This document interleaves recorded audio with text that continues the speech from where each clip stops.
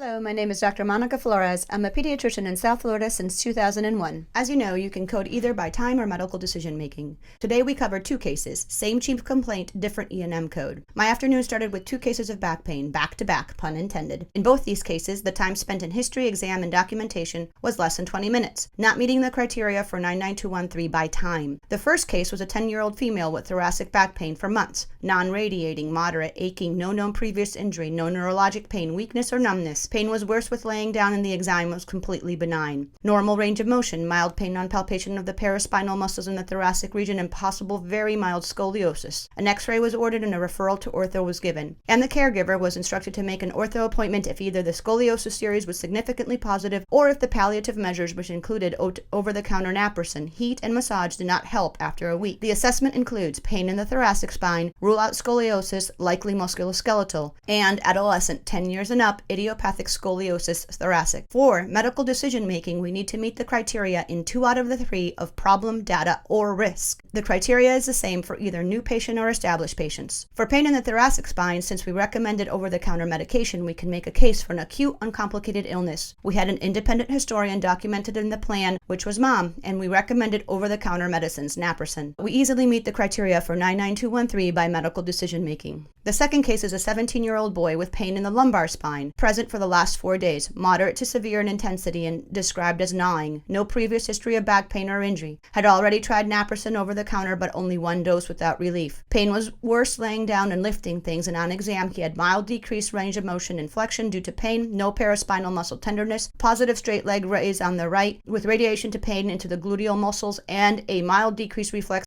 on the right. The assessment, I had low back pain at risk for herniation due to neurologic changes, referred for x-ray and orthopedics to evaluate for the need for possible MRI. In the meantime, I treated with naproxen 375 milligrams twice a day with food. For this case in medical decision making and problems, since I documented possible disc herniation, then I can make a case for undiagnosed new problem with uncertain prognosis. I had an independent historian. Although the child gave me the history, mom was the one in charge of asking the questions and with whom I have the discussion regarding differential diagnosis and plan. And I ordered 1 test, the x-ray. I did not get the 99214 in data, since I only met 2 out of the 4 in tests and documents, and I needed to meet 3 out of the 4. And I did not discuss management or independently interpret any outside tests. But I did give a prescription drug. Although the naproxen is available over the counter, the dose I sent is prescription strength, so I could meet my criteria for 99214 in risk. Since I met it in both problem and in risk, this case was a 99214. These 2 cases, back to back,